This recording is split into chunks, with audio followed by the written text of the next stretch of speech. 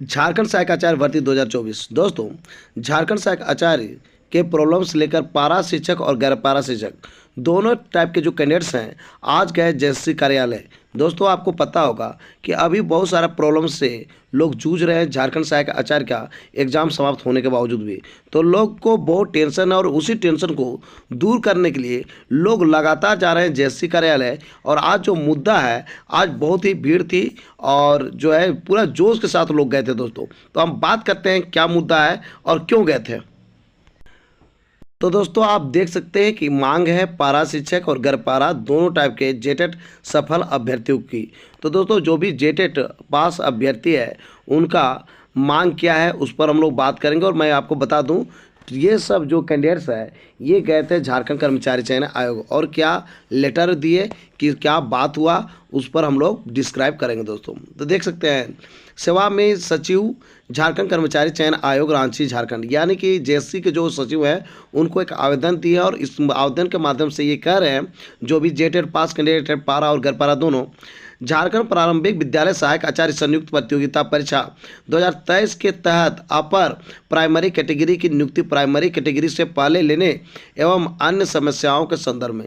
कहने का मतलब ये है जो भी ये कैंडिडेट गए थे वो जेटेट पास थे और ये डिमांड किए हुए हैं कि यहाँ पे दो टाइप का एग्ज़ाम हुआ है, 1 to 5 के टीचर के लिए और 6 to 8 के लिए, जिसको लोअर प्राइमरी कहा जाता है 1 to 5 को और अपर प्राइमरी कहा जाता है 6 to 8 को।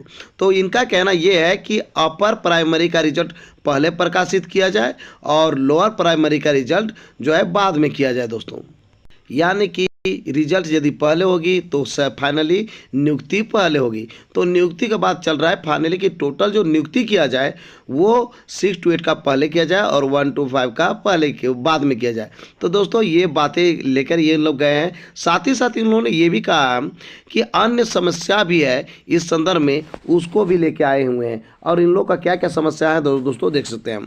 महाशय, उपरोक्त विषय के संदर्भ में विनम्रता पूर्वक कहना है कि ऊपर वर्णित समस्या के अतिरिक्त हमारी कुछ मांगे हैं जो निम्नवत है।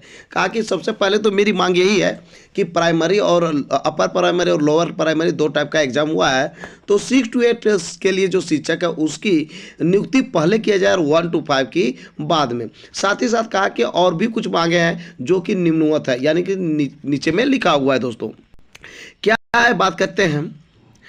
लिखा हुआ है सहायक आचार्य नियुक्ति परीक्षा में काफ़ी संख्या में ऐसे अभ्यर्थी भी शामिल हुए हैं जो प्राइमरी तथा अपर प्राइमरी दोनों कैटेगरी में दावेदारी रखते हैं। यानी कि यहाँ पर जैसे पूरे ऑल इंडिया का रूल है कि आप 1 to 5 और 6 to 8 दोनों के लिए एलिजिबल है, तो आप फॉर्म भर सकते हैं, एग्जाम भी लिख सकते हैं।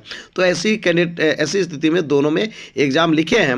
यदि प्राइमरी कैटेगरी की नियुक्ति पहले होती है, ऐसे अभ्यर्थी पहले प्राइमरी कैटेगरी में चयन होने की स्थिति में उसी में योगदान कर लेंगे। फिर बाद में अगर उनका चयन अपर प्राइमरी कैटेगरी में भी हो जाता है तो वे प्राइमरी से इस्तीफा देकर अपर प्राइमरी में योगदान कर लेंगे। इस प्रकार प्राइमरी कैटेगरी की अन्य एक सीटें रिक्त रह जाएंगी। अतः अपर प्राइमरी कैटेगरी की नियुक्ति पहले ली जाए ताकि प्राइमरी की सीटें खाली न रहे। कहने का मतलब ये है कि 1 to 5 और 6 to 8 में यदि प्राइमरी 1 to 5 का ज्वाइनिंग पहले हो जाती है तो क्या होगा कि ज्वाइनिंग तो कर लेंगे लोग, और बहुत सारे ऐसे वही कैंडिडेट का सिलेक्शन यदि 6 to 8 में भी हो जाता है तो वहाँ से क्या करेंगे, वो रिजाइन दे देंगे। रिजाइन देने के बाद क्या करेंगे, वो फिर से 6 to 8 में चले जाएंगे और वैसी स्थिति में क्या होगा, 1 to 5 का सीट खाली रह जाएगा। इनका कहना है। अब देखना होगा कि जैसी क्या इस पर एक्शन लेती है, गवर्नमेंट क्या चाहती है, ये तो बाद की बात है। लेकिन फिलहाल यही इनका डिमांड है कि ऐसा होगा, इसलिए जो है अपर प्राइमरी का जो नियुक्ति पहले किया जाए महोदय। अब है विगत सहायक शिक्षक नियुक्ति के दौरान पारा शिक्षकों को दोनों ही कैटेगरी में अनुभव आधारित अभाव का लाभ आरक्षण का लाभ दिया गया था। ठीक है, साथ ही वे किसी भी कैटेगरी में बहाल हों, यह आयोजित भी है न्यायोचित भी है, क्योंकि वर्तमान में समग्र शिक्षा अभियान के तहत अपने स्कूल में मौजूद सभी कक्षाओं में अध्यापन का कार्य कर रहे हैं। भले ही वे बतौर पारा शिक्षक किसी भी कैटेगरी में नियुक्त हों, किंतु सहायक आचार्य के तहत झारखंड राज्य कर्मचारी चयन आयोग द्वारा जारी किया गया पारा शिक्षक अनुभव प्रमाण पत्र के फॉर्मेट में जो पारा शिक्षक जिस कैटेगरी में नियुक्त हैं उसी में अनुभव प्रमाण पत्र देने का जिक्र किया गया है, जो कि गलत है। इसमें अविलंब संशोधन किया जाए। यहाँ पर बात यह है दोस्तों कि बहुत सारे कैंडिडेट 1 to 5 में नियुक्त हुए हैं और कुछ कैंडिडेट 6 to 8 में नियुक्त हुए हैं। तो झारखंड कर्मचारी चयन आयोग के आधार पर जिसमें आप नियुक्त हुए हैं, यानी 1 to 5 में नियुक्त हुए हैं, तो वहीं का अनुभव प्रमाण पत्र का फॉर्मेट चाहिए। 6 to 8 में किए हैं तो उसी का ही आपको अनुभव प्रमाण पत्र चाहिए।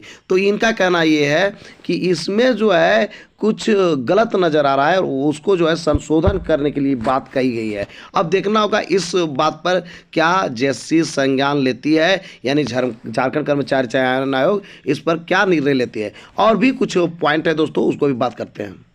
दोस्तों तीसरा मुद्दा इनका ये भी है, आए दिन लगातार हो रही परीक्षाओं में गड़बड़ी की शिकायतों का कारण छात्राओं का जो आशंकित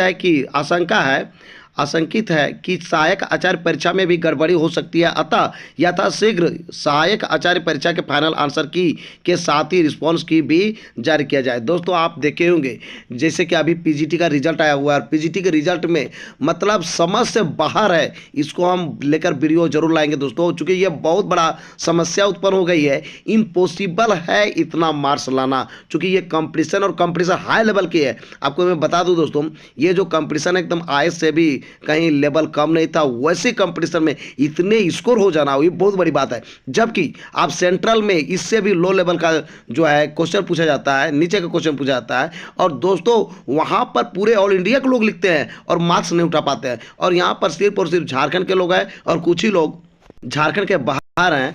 और वैसी स्थिति में इतना स्कोर हो चल गया है जो कि बहुत ही टफ। आप सिलेबस देख सकते हैं, सिलेबस कहीं जो है नीचे का नहीं है, सब ग्रेजुएशन और पीजी का है। उसके बावजूद ये हाल है। जबकि आप सेंट्रल का जो के लिए यानी 10+2 के लिए आप जो है एग्जाम लिखते हैं तो वैसी स्थिति में वहाँ जो है इंटर का ही मैक्सिमम क्वेश्चन आपको दिखाई पड़ता है। उसके बावजूद भी वहाँ पर स्कोर कम जाता है और यहाँ पर इतना हाई चल गई है 95%, 97% ऐसा एग्रीगेट ले आया है, 98% उठा दिया है। और ये उस न्यूनतम का बात चल रहा है कि कम से कम उससे कम लाए हैं तो आपका सिलेक्शन ही नहीं हुआ है। तो ये बहुत बड़ी बात आ गई दोस्तों। इस कारण से तीसरा पॉइंट में यह कहा गया है कि परीक्षा में जो अभी देखा जा रहा है बहुत गड़बड़ी हो रही है, इसलिए आप जो है आंसर की के साथ साथ रिस्पॉन्स की तुरंत दीजिए और देरी करने के कारण ही ये सब होता है। तो दोस्तों ये डिमांड है, लोगों का शंका है और शंका क्यों नहीं होगा, क्योंकि ये इम्पॉसिबल है। यहाँ तो ऐसा काम हो गया पीजीटी में, एक ही सेंटर में सब ब्रिलियंट, सब पास। उसके बाद जब रिजल्ट आ रही है तो क्या पता चल रहा है रिस्पॉन्स की तो समय टाइम पे नहीं दिया, फिर दिया तो उसमें लेट हो गया। अब क्या हुआ कि पता चल रहा है कट ऑफ दे दिया है तो कट ऑफ इतना हाई चल गया है कि आदमी को सोचने पर मजबूर कर दिया है कि आखिर ऐसा कैसे पॉसिबल है। तो दोस्तों इनकी 3 मांगे थी जो कि आप समझ गए होंगे। पहला मांग क्या थी, 1 to 5 और 6 to 8 में सबसे पहले नियुक्ति 6 to 8 की हो। दूसरा मांग ये है कि जो झारखंड कर्मचारी चयन आयोग ने कहा हुआ है कैटेगरी वाइज कि जो है पारा शिक्षक के लिए अनुभव प्रमाण पत्र, तो उसमें जो है उस पर सुधार करें। और तीसरा ये है कि जो रिस्पॉन्स की का हम लोग बार बार डिमांड कर रहे हैं तो इसको जो आप तुरंत कीजिए और तुरंत सब कुछ कीजिए जिससे कि किसी प्रकार का दिक्कत ना होगा। तो दोस्तों आज का मेरा ये वीडियो आपको कैसा लगा जरूर हमें बताएं इस वीडियो के कमेंट बॉक्स में। यदि ये वीडियो आपको अच्छा लगा दोस्तों तो इस वीडियो कर दीजिए लाइक, चैनल को कर दीजिए सब्सक्राइब और ज़्यादा से ज़्यादा दोस्तों को इस वीडियो कर दीजिए शेयर। तो दोस्तों फिर मिलते हैं एक नए और ऑथेंटिक वीडियो के साथ, तब तक के लिए हमें इजाज़त दीजिए। धन्यवाद।